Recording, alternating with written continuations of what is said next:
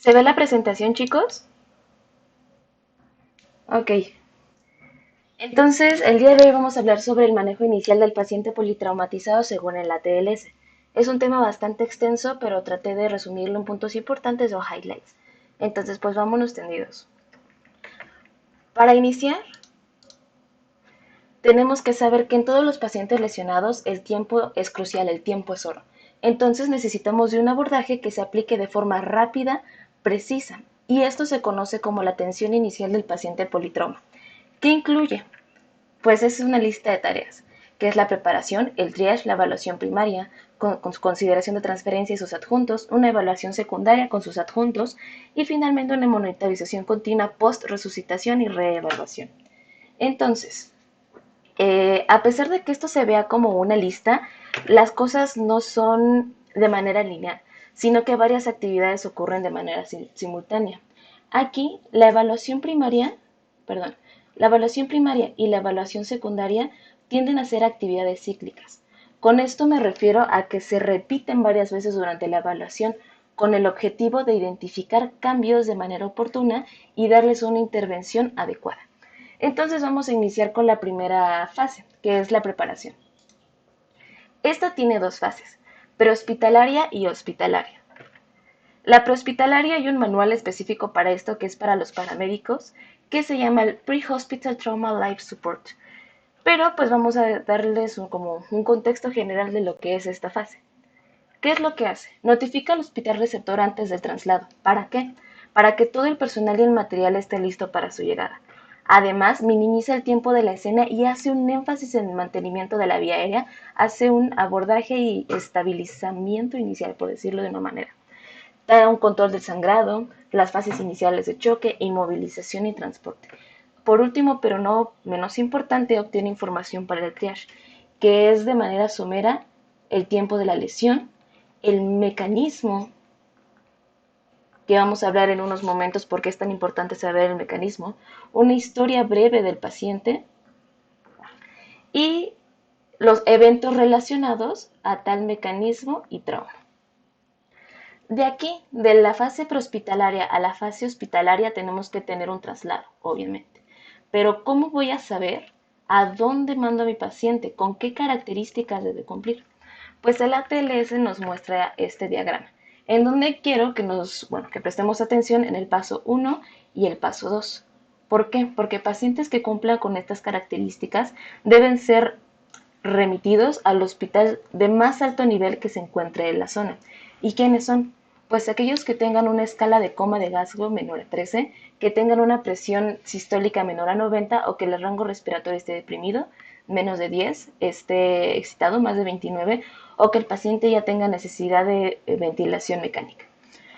Estos pacientes también que tengan heridas penetrantes, que tengan inestabilidad de la pared, que tengan amputación de los miembros proximales, que tengan heridas abiertas o deprimidas en el cráneo, también tienen que ser enviados a estos niveles. Entonces, el resto, por ejemplo, una quemadura no tan importante, una caída del plano de sustentación, pueden ser enviadas al centro de trauma más cercano sin necesidad de que sea de un alto nivel. ¿Ok? Ya que sabemos qué se hace antes, cómo lo transferimos, hablemos de la fase hospitalaria. Requiere un ambiente adecuado. Necesitamos que el área de resucitación esté disponible, preparada, y con esto me refiero a que el equipo esté funcionando, esté probado, organizado y me sea de fácil acceso. Yo no tengo por qué estar buscando a la mera hora lo que vamos a utilizar. También que tengamos cristaloides calientes disponibles, en unos momentos hablaremos por qué. Y que exista un protocolo de ayuda médica entre laboratorios, rayos X y de transferencia. Esto para minimizar tiempo porque la ley dentro del ATLS es que el tiempo es oro. Terminamos la preparación y nos vamos al triage. Bueno, el orden de tratamiento se basa en una prioridad ABC, aunque otros factores como la severidad de las lesiones, la capacidad de sobrevivencia, pues lo afectan. Les dejo aquí al lado la tablita del triage, pero pues afortunadamente ya estamos yendo a rotar y pues podemos ver cómo funciona. Se divide en dos, en una causalidad múltiple y una causalidad en masa. La causalidad múltiple es aquella en la que los pacientes y sus lesiones no exceden el cupo para dar atención en el hospital. Se sigue viendo la pantalla porque me marcó que ya no. Ok. Entonces hablábamos que la causalidad múltiple, los pacientes y las lesiones no exceden el cupo del hospital. Entonces, aquí le voy a dar atención, pues aquellos que tengan lesiones que amenazan la vida. Sin embargo, de manera contraria, cuando tenemos una causalidad en masa, resulta que tanto el número de pacientes como la severidad de sus lesiones sí van a exceder la capacidad del hospital. Entonces, las personas, los recursos, el equipo y el tiempo se les va a dar primero a aquellas personas con mayor probabilidad de sobrevivir. Después vamos a hablar, sobre pues el mero mole de la TLS, que es la evaluación primaria. Consta de lo que ya hemos revisado muchas veces, que es el ABCDE. Vamos a ir desmenuzándolos uno por uno, pero quiero que revisemos en esta parte que el ABCDE se puede evaluar de manera inicial en 10 segundos. ¿Cómo? Pues preguntándole a la víctima cuál es su nombre y qué pasó. Habla claro, esto nos dice que no hay un compromiso de la vía aérea. Vemos que ya hay movimiento torácico al hablar, la respiración entonces no está comprometida. Y además, si nos puede dar un detalle de lo que fue lo que pasó, el estado de conciencia no está disminuido. Entonces iniciamos con la primera, que es airway. Mantenimiento de la vía aérea, restricción de la movilidad de la espina cervical. El ATLS hace énfasis que sin importar la causa del compromiso de la vía aérea, nuestra prioridad es limpiar, succionar, administrar oxígeno, abrir y asegurar la vía. También que aquellos pacientes que van a requerir una intubación son aquellos en donde dudamos de la integridad para mantener la vía, aquellos que tengan lesiones severas en la cabeza y una escala de coma de Glasgow menor a 8. La obstrucción de la vía se tiene que evaluar, claro que sí. ¿Y cuáles van a ser las primeras causas de obstrucción de la vía? En primer lugar, encontramos a los cuerpos extraños. En segundo, las fracturas. Primero las faciales, segundo las mandibulares, traqueales y laringes. Y en tercer lugar, las secreciones acumuladas. Por esto es muy importante limpiar la vía cuando la manipulamos. Ahora, ¿qué se va a hacer primero? Pues el ATLS nos menciona que la intervención inicial es la maniobra frente-mentón, pero que si el paciente está inconsciente o el reflejo nauseoso está ausente, se recomienda el uso de una cánula orofaringe. Ah, tenemos que saber que el paciente, a pesar de no tener una evaluación neurológica anormal dentro de los primeros minutos, esto no quiere decir que se excluya un trauma cervical. Por lo tanto, pues se tiene que asegurar.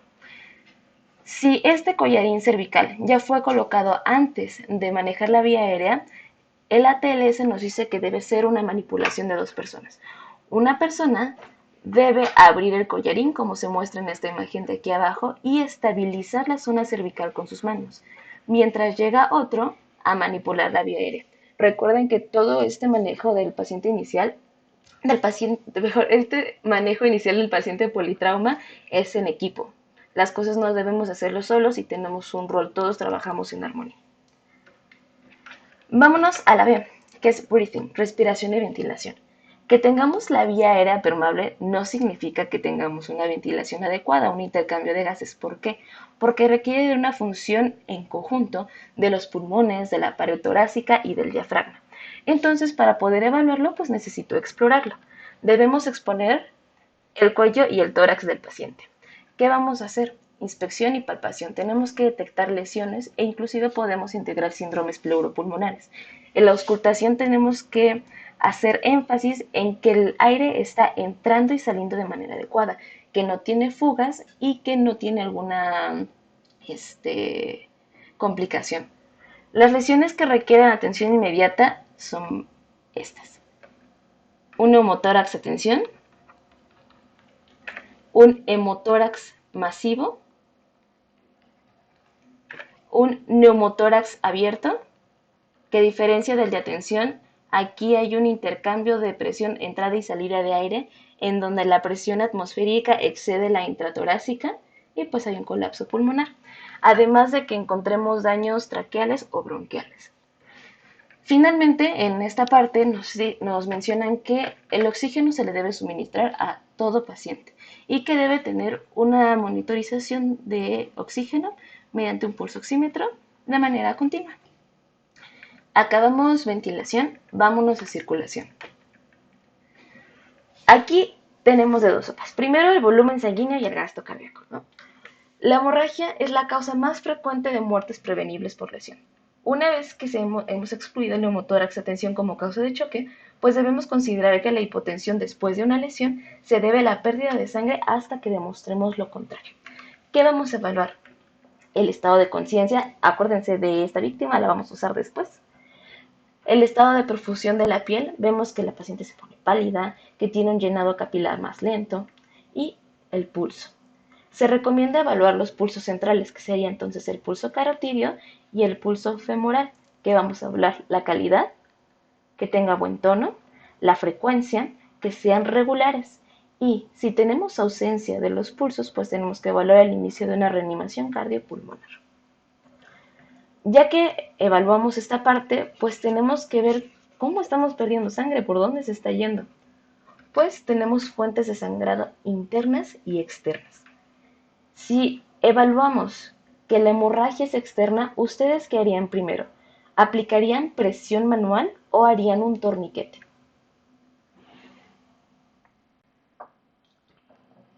Perfecto. La presión manual está sobre el torniquete. ¿Por qué? Porque el torniquete tiene la desventaja de que estamos creando una lesión isquémica añadida. Entonces, si podemos evitarlo, qué mejor. En una hemorragia interna, las áreas principales, en primer lugar tenemos al abdomen, el segundo en pelvis y el tercero en huesos largos. Ya identifiqué mi fuente de sangrado, ya la estoy limitando, pues ¿qué tengo que hacer? Primero tengo que hacer unos accesos vasculares. Se recomienda que se apliquen catéteres periféricos de gran calibre y que sean dos. Sin embargo, a pesar de los intentos que no podamos colocarlos, se recomienda en primera instancia poner un central y como última opción un OSI. Cuando tenemos un acceso vascular, pues ya podemos tomar muestras. Se recomienda primero tomar muestras para tipificar, para tomar test de embarazo en aquellas pacientes que se encuentran en una edad fértil, gasometría y lactato para evaluar los niveles de pH, de bicarbonato de CO2, de oxigenación y el lactato para ver qué tanto está la isquemia, ¿no? Entonces, ¿qué es primero? ¿Controlar la hemorragia o hacer una reanimación agresiva? Se ha visto que en aquellos pacientes en donde la hemorragia no se controló de primera instancia y tuvieron una reanimación hídrica, hay mayor mortalidad. Entonces, ya que controlé la hemorragia, es el momento ideal para iniciar cristaloides. Obviamente estos cristaloides son intravenosos, se recomienda 1 litro en bolo y deben estar calientitos. Ahorita vamos a hablar por qué. Si no responde a este bolo de cristaloides, entonces se decide no esperar más e iniciar la transfusión. El ATLS hace mucho remarque en que jamás debemos usar más de 1.5 litros de cristaloide porque aumentamos la mortalidad. Vamos a la última fase, que es disability, que es la valoración del estado neurológico. Vamos a evaluar inicialmente 3 cosas. El nivel de conciencia, que podemos observarlo con la escala de coma de Gaskell. Aquí nos mencionan que a menor respuesta motora, peor desenlace va a tener el paciente y que a mayor respuesta motora, mejor resultado después de la reanimación va a tener. También tenemos que evaluar el tamaño de la reacción pupilar, si hay signos de lateralización como anisocoria, debilidad motora de extremidades, y si tenemos una lesión en la médula hay que determinar el nivel. ¿Se acuerdan que les dije que se acordaran de esta víctima, no? Pues, ¿por qué evaluamos primero una ABCD? Porque una lesión cerebral puede ser secundaria en una hipoperfusión. Entonces, un nivel de conciencia alterado indica la necesidad de evaluar inmediatamente, 1, el estado de oxigenación, 2, la ventilación y 3, el estado de perfusión, que básicamente esto se resume en el ABC inicial. Ahora, si esto vemos que todo está bien, tiene una correcta ventilación, tiene una correcta perfusión, pues entonces tenemos que considerar causas de deterioro del estado neurológico, que en primer lugar tenemos a la hipoglucemia. Por eso es importante que al paciente se le haga un dextroxis en el lugar. En segundo lugar, si vemos que la glucemia está bien, es interrogar a los testigos y a la familia si es que se encuentra en el lugar. si el paciente consumía alcohol u otras drogas. Siempre debemos sospechar de lesiones del sistema nervioso central ante cambios del nivel de conciencia hasta que se demuestre lo contrario. ¿Por qué? Porque una lesión primaria, tenemos hay una disminución del estado de conciencia. Y el golpe o lo que sea que haya causado esta alteración es una lesión primaria. Pero una lesión secundaria son todos los cambios metabólicos consecuencia de la lesión primaria. Esta es completamente prevenible si nosotros aseguramos estos 3 pasos. Por esto es muy importante evaluar la D. Acabamos esta fase y vámonos a la E, que es exposure, con exposición y control del ambiente. Después de que completamos la evaluación, tenemos que cubrir al paciente con manditas calientes o un dispositivo de calentamiento externo para evitar un escape del calor y que se desarrolle una hipotermia en el área de recepción o en el área de trauma. La hipotermia es una complicación potencialmente letal en todos los pacientes lesionados. Por lo tanto, tenemos que tomar medidas agresivas para prevenir la pérdida de calor. ¿Cuáles son? En primer lugar, tenemos los cristaloides calientes, que tienen una temperatura de entre 37 y 40 grados centígrados. 2. Que la sala de reanimación esté caliente. Aunque el doctor se esté muriendo de calor, pues el confort del paciente siempre va a estar por encima del confort del personal médico. Y el número 3, el uso de mantas térmicas si están disponibles. Ya que acabamos el ABCDE, vamos a ver que podemos tener unos adjuntos de evaluación primaria. ¿Cuáles son? Uno de los más importantes es el electrocardiograma para evaluar disritmias. Por ejemplo, una taquicardia ventricular, una fibrilación auricular, la actividad eléctrica sin pulso, que puede ser, pues por mencionar algunos ejemplos, secundaria a un tamponade, a un neumotórax de tensión o hipovolemia profunda. También podemos evaluar oximetría de pulso. El ATLS remarca que en la fase prehospitalaria debe medirse, pero cuando llegas al hospital es muy recomendable que esta oximetría de pulso se compare con los datos arrojados por oximetría.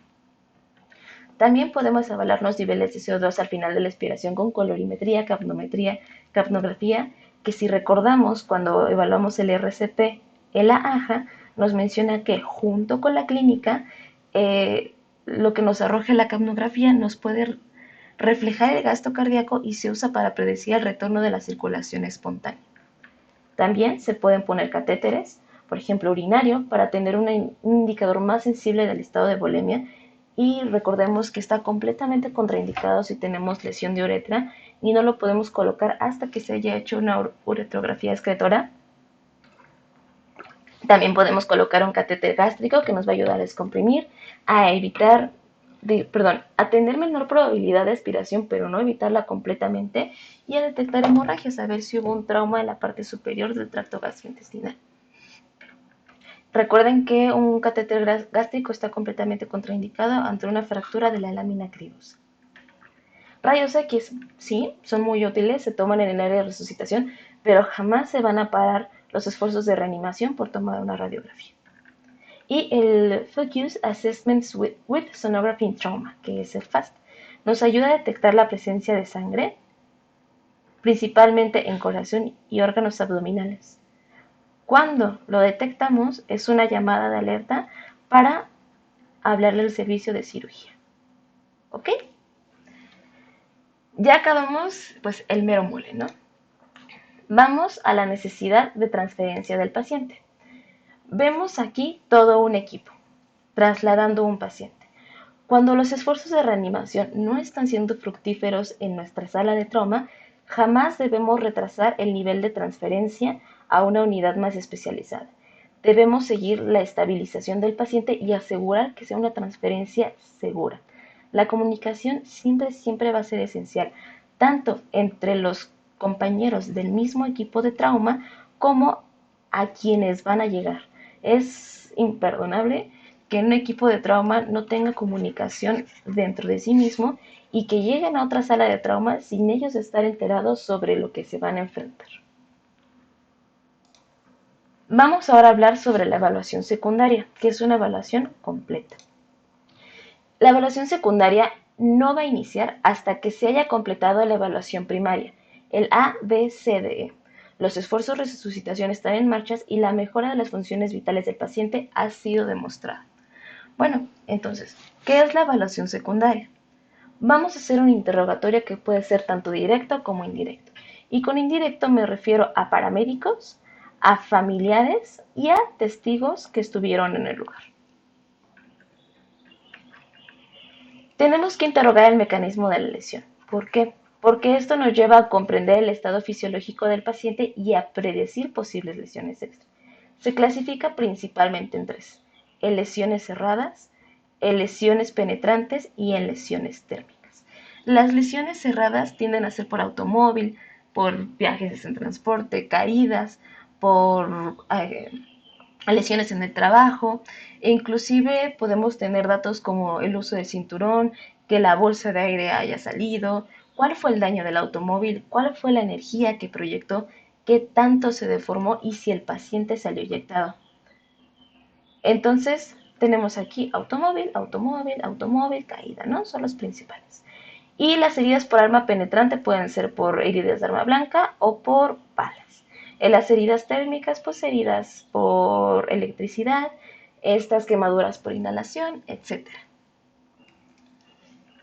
Tenemos que la información requerida de manera inicial, pues no va a ser cuántos focos tiene en su casa, sino nos regalan una mnemotecnia que es AMPO, donde la primera A que vamos a interrogarle al paciente o a sus allegados es allergies.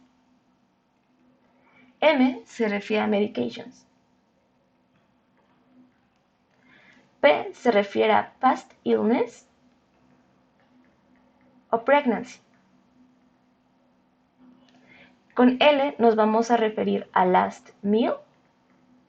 Y finalmente con E estamos hablando de events or environment. Perfecto. Entonces ya lo primerito que tenemos que saber es el mecanismo de la lesión y estos 5 datos. Ahora pues vamos a hacer un examen físico y el examen físico, la evaluación secundaria, es rápido pero es muy completo. Nos vamos de cabeza a pies. Sí, listo.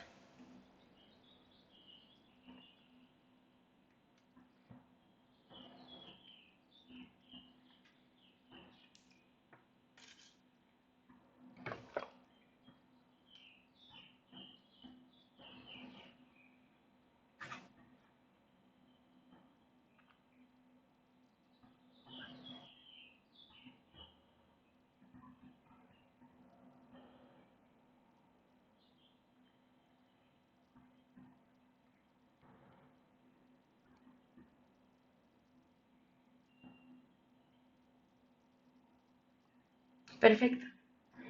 Y bueno, hablábamos, se los dejo aquí escrito, chico, para que no se les olvide, ¿va? Entonces, el examen físico hablamos de que es rápido, pero de que es integral. Vamos de pies a cabeza. En la cabeza examinamos completamente todo, incluyendo el cuero cabelludo. Acuérdense que el paciente pues tiene pelo, ¿no? En los ojos, por la reactividad pulmonar, si hay una hemorragia, si tiene lentes de contacto, hay que observar si hay fracturas y hacer una exploración neurológica lo más completa que sea posible. No se nos debe olvidar que los pacientes tienen cuello y que pueden presentar fracturas, lesiones ligamentarias, que una de las cosas más recomendadas es que esta evaluación incluya una serie de radiografías y podemos tener el signo de cinturón de seguridad, en donde si está marcado en el cuello puede haber un desgarre de la íntima, este, perdón, puede haber un desgarre de la íntima y llevar a una hemorragia interna. Los tórax nos sugieren que los hematomas nos pueden hablar de lesiones ocultas, que en una lesión torácica fuerte el paciente puede tener mucho dolor, disnea y datos de hipoxia, y que eh, todo este examen físico debe incluir inspección, palpación, auscultación y percusión. No debemos saltarnos ninguno de estos pasos. El abdomen nos menciona el ATLS, que aquí es todo un tema, inclusive hay capítulos completos sobre el examen físico de abdomen porque requiere un tratamiento agresivo y rápido de identificación. Si no se hace, puede ser lesiones potencialmente mortales. Tenemos que hablar claro el perineo, el recto y la vagina para ver su integridad, si hay contusiones, laceraciones y si esta puede ser la fuente de sangrado. Finalmente, músculo esquelético. Hay que evaluar contusiones, deformidades, inestabilidad para ver si se rompió un músculo, si se rompió un ligamento, si un hueso está roto. Ver si se contrae, si puede contraerse por sí solo, si puede vencer a la gravedad o si tenemos datos de un síndrome compartimental. ¿Cuáles son los adjuntos de la evaluación secundaria? Un poquito diferentes, pero muy similares. Encontramos las radiografías, principalmente de columna. Podemos tener, claro, tomografías, principalmente de cráneo. Uretrografías para evaluar lo de las ondas que les contaba hace rato. Arteriografías, porque queremos ver si la fuente de sangrado es aquella que sospechamos. Y en algunos casos, las endoscopías. Pero acuérdense que todo esto jamás debe retrasar tanto la evaluación primaria como la evaluación secundaria. Acabamos evaluación secundaria. Ya estamos pues terminando la atención inicial del paciente politrauma. Pero no debemos acabar sin hablar de una monitorización continua post-resucitación y reevaluación. Todo paciente traumatizado tiene que ser evaluado constantemente. ¿Por qué? Porque no se nos debe pasar nunca nuevos hallazgos y descubrir los deterioros del paciente.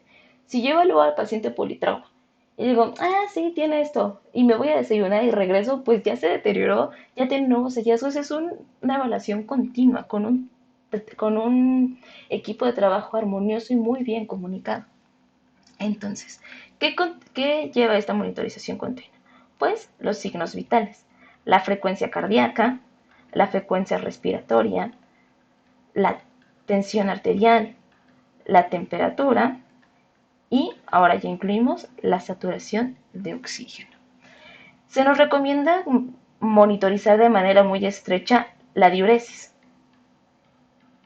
Y pues se habla de que 0.05 mililitros kilogramo por hora nos indica de que la diuresis está en correctos rangos. ¿Por qué? Porque es una manera muy sensible para evaluar el estado de volemia del paciente. También se nos recomienda que tengamos una medición periódica de gases a través de una gasometría, que pues ya sabemos que incluye el PO2, el PCO2, el pH y todo eso. Ahora, no por último, pero no menos importante, es que el alivio del dolor intenso es una parte del tratamiento de los pacientes traumatizados. Si nosotros controlamos el dolor, el desenlace del tratamiento va a ser mejor, va a ser más rápido y además todo lo que exploremos e interroguemos va a ser más fidedigno. En muchos pacientes marca la TLS que es necesario el uso de analgésicos potentes. Entonces tenemos que vigilar el estado respiratorio, hemodinámico y mental de manera periódica para ver que el paciente no nos está haciendo una depresión. Vamos a la última parte de la TLS, que son los cuidados definitivos. El cuidado definitivo incluye desde que ya se estabilizó el paciente, ya salió de la sala de choque, va a pasar a piso para seguir evaluando. Y también el cuidado definitivo incluye la transferencia. Siempre que las necesidades de tratamiento del paciente excedan la capacidad de la institución receptora, tenemos que considerar una transferencia.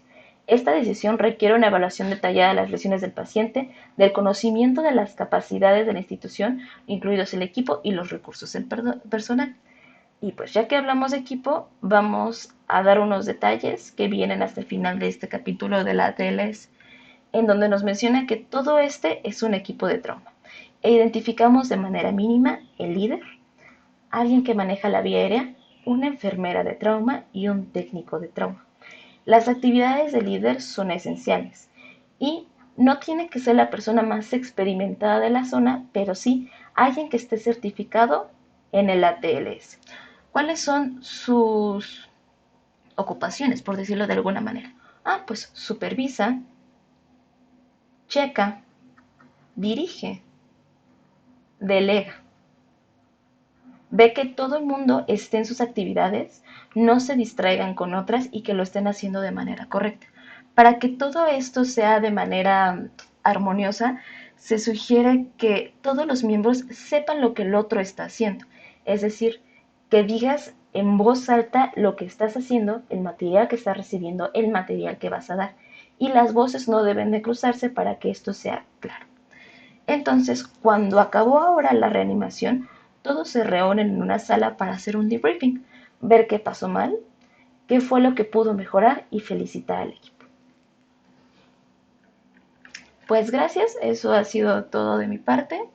¿Y tienen alguna duda, chicos?